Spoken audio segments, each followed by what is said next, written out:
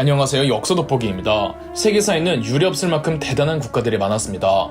흔히들 그런 국가들을 제국이라고 칭하는데요. 제국이란 개념을 뜯어보면 황제가 다스리는 나라를 뜻합니다. 황제는 아무나 지칭할 수 없는 가장 존엄한 존재를 가리키고 그런 황제가 다스리는 제국은 인류 세계사의 분기점이 되어왔습니다. 그렇다면 우리가 반드시 알아야 하는 인류 역사상 최강의 제국 탑 16을 소개해드리겠습니다. 16위 서양의 신성 로마 제국입니다. 유럽은 중세시대 봉건제가 시작된 이래 여러 지역 정권과 지역 국가들이 난립했었는데요. 그 와중에 절대 깨트릴 수 없는 건 그 모든 국왕들과 영주들 위에 신성 로마 제국의 황제가 있었다는 겁니다. 각 나라별로, 각 지역별로 독립된 국왕들이 있고 또 영주들이 있었다지만 황제는 오직 하나, 신성 로마 제국의 황제였습니다. 명목상 유럽 전체는 신성 로마 제국 황제의 관할이었죠. 962년 오토 1세가 교황으로부터 황제 대관식을 가지며 고대 로마 제국 적통의 후계자로 임명되어 신성 로마 제국이 시작한 이래 1806년 나폴레옹 시절 공식적으로 신성 로마 제국이 해체되기까지 무려 1000년이나 이어진 제국이죠.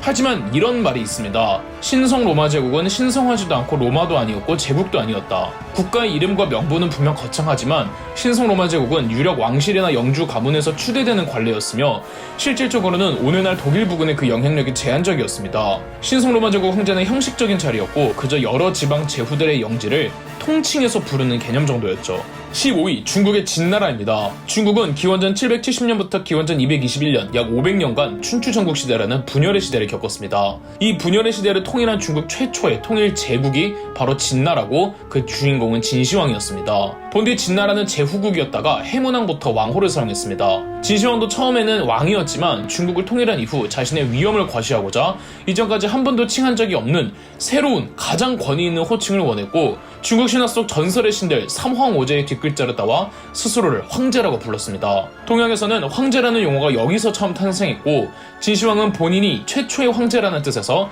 처음 시자를 더해 시황제 혹은 진시황이라고 불렀던 거죠. 진시황은 재상 이사의 주도로 중국의 여러 사회적 통일 정책을 이끌어내고 중국서 최초로 군현제를 실시하여 중앙 집권화를 이뤄냈습니다. 또 만리장성과 진시황릉이라는 어마어마한 역사를 단행하기도 할 정도의 국력을 지니고 있었죠.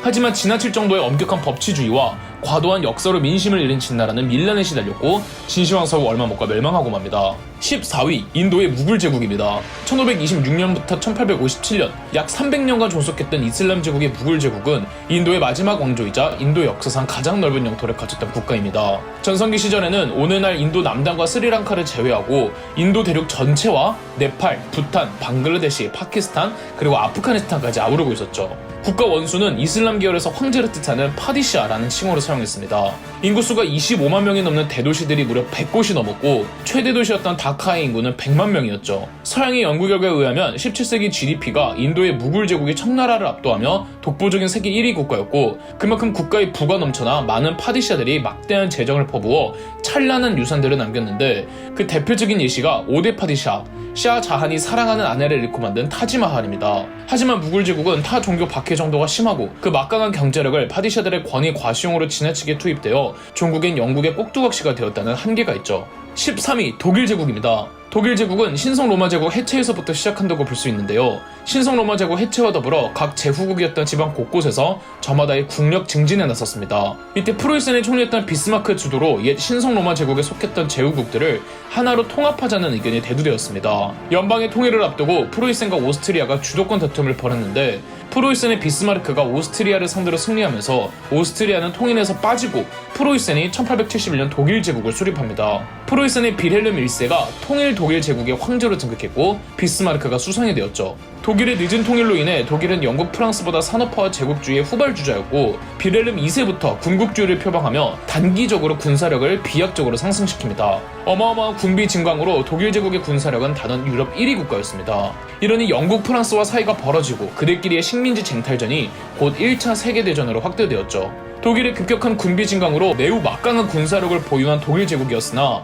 그만큼 경제력의 구멍이 대단히 많았고 1차 세계대전에서 독일 제국이 밀리는 과정에서 1918년 심각한 경제난을 버티지 못한 독일 제국 내부에서 11월 혁명이 일어나 비렐렘 2세는 퇴위하며 제국은 해체되고 공화국 정부가 들어섭니다. 12위 러시아 제국입니다. 러시아 제국의 시작도 거슬러 올라가면 모스크바의 공국으로 시작하였는데요. 점차 국력을 불려가던 모스크바 공국은 모스크바 대공국으로 발전하고 모스크바 대공국부터는 국가의 가장 지엄한 존재를 짜르라고 불렀습니다. 모스크바 대공국은 로마노프 왕조의 루스자르국으로 넘어가지만 짜르라는 칭호는 계속 사용하였고 로마노프 왕조의 4대 짜르였던 표트르 대제가 1721년 러시아 제국을 선언하면서 짜르는 황제를 뜻하게 되었습니다. 표트르 대제는 적극적인 서구화 정책을 통해 러시아의 사회 발전이 급속도로 이루어집니다. 표트르 대제는 대대적인 영토 확장에도 나섰는데요. 우선 거의 공백의 상태였던 시베리아 대륙 쪽으로 확 진출해서 만주까지 영향력을 펼쳤고 청나라와 국경을 맞대기도 합니다. 1721년에는 대북방 전쟁에서 스웨덴 제국을 개박살내면서 발트의 주도권을 러시아가 가져갔죠. 표트르 대제 사후 옐리자베타 여제, 예카테리나 여제 치사를 거치며 러시아의 전성기가 이어집니다. 그 광활한 시베리아 대륙을 차지했던 만큼 현존하는 국가들 중 가장 넓은 러시아보다도 더 넓은 옛 소련 영토를 다져놓았으며 영토로만 볼 때는 인류 역사상 3위 영토에 당시로서는 대영 제국 다음이었습니다. 19세기 후반에서 20세기 러시아도 서유럽 제국주의들처럼 제국주의 국가가 되려고 하죠. 하지만 19세기 후반에서 20세기 러시아 제국은 몸집만 커다랗고 근본적인 경제 구조가 엉망이었죠. 빈부격차와 지역격차 등 사회 경제 구조가 불건전한 상황에서 1905년 러일 전쟁에서 패배, 그 이후로도 경제 상황은 나아지지 않은 채 1차 세계대전에 참전하지만 1차 세계대전 도중이었던 1917년 러시아 혁명이 발발, 마지막 자르 니콜라이 2세가 퇴위당하면서 러시아 제국도 약 200년의 역사로 끝이 납니다. 11위 중국의 한나라입니다. 중국 최초의 통일국가 진시황이 통일한 진나라가 얼마 못 가 멸망한 뒤 다시 중국이 일시적으로 분열되었던 것을 재통일했던 나라가 한나라였습니다. 한고조 유방이 한신, 장자방, 소화 등의 도움으로 중국을 통일했죠. 어느 날 중국인을 한족이라 부르고 중국어가 중국어로 한위라고 할 정도로 현재 중국인들의 민족 정체성의 뿌리가 되는 국가라고 할 수 있습니다. 진나라가 지나친 9년제로 멸망하자 한고조 유방은 제한적인 9년제를 실시하였는데 한나라의 7대 황제, 한무제 때 9년제를 완성했습니다. 중국사 최초로 유교를 공식적으로 국교화하기도 했던 한무제는 중국 왕조에서 몇 안 되는 정복군주입니다. 위청, 곽과병 등의 명정을 내세워 7차례에 걸쳐 북방 유목민족, 흉노족 원정에 나서 대승리를 거두고 북방의 고비 사막까지 진출했습니다. 실크로드를 개척한 시대도 한무제 치세였죠. 한무제는 남쪽의 베트남, 동쪽으로는 한국의 고조선까지 멸망시키며 영향력을 행사했습니다. 한나라는 중간에 약 20년 정도 왕조가 단절되기는 해서 전한과 후한으로 구분하지만 그 20년을 제외하곤 약 400년이나 이어진 중국 왕조들 치고는 꽤 오래 존속했던 제국이었습니다. 10위 동로마 비잔티움 제국입니다. 유럽사에서 1000년 동안 이어진 제국은 딱 두 개죠. 서유럽의 신성 로마 제국 그리고 동유럽의 비잔티움 제국. 고대 로마 제국은 서기 395년 동로마와 서로마로 분열됐는데 서로마 제국은 약 100년 후 게르만족에게 멸망당하지만 동로마 제국은 비잔티움 제국이란 이름으로 1453년 멸망할 때까지 무려 1000년 넘게 이어진 제국이었습니다. 비잔티움은 동로마 제국의 수도였던 콘스탄티노플의 옛 이름이랍니다. 정교가 분리되어 있던 서유럽과는 달리 비잔티움 제국은 황제가 곧 종교적 수장을 겸임하면서 서유럽 신성로마 제국의 황제와는 비교도 안 될 정도의 강력한 황제권을 발휘했습니다. 비잔티움 제국은 6세기경 유스티니아누스 대제 때 최전성기를 맞았는데 유스티니아누스 대제는 적극적인 영토 확장 전쟁에 나서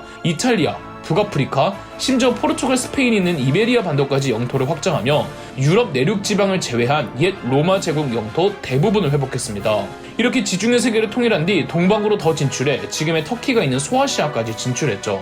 비잔티움의 제국의 수도, 오늘날의 이스탄불에 해당하는 콘스탄티노플은 1000년간 숱한 이민족의 침입을 받았으나 단 한 번도 무너진 적이 없는 난공불락의 성이었습니다. 하지만 1453년 이슬람 투르크 계열이 세운 오스만 투르크의 화력 공격을 받아 멸망하고 말았습니다. 9위 중국의 당나라입니다. 당나라는 관롱 집단이라고 한족과 선비족의 혼혈들로 만들어진 정치 집단을 건국한 나라입니다. 그래서였을까요? 당나라는 다른 중국 한족의 왕조들과는 달리 개방적이었습니다. 당나라의 2대 황제 당태종 이세민은 630년 북방의 유목제국 돌궐제국을 무너뜨리고 돌궐 여러 부족의 부족장들이 당태종에게 고귀한 호칭을 바치니 바로 천가한, 그들 발음으로는 탱그리 카간이었습니다. 카간, 칸, 카한 등은 유목민족을 제패한 유목군주에게 붙이는 이름으로 돌궐족들은 당태종 이세민을 본인들을 복속시킨 중국 한족의 황제보다는 유목세계까지 주름잡는 유목세계의 군주로 떠받친 겁니다. 중국 역사상 정말 찾아보기 힘든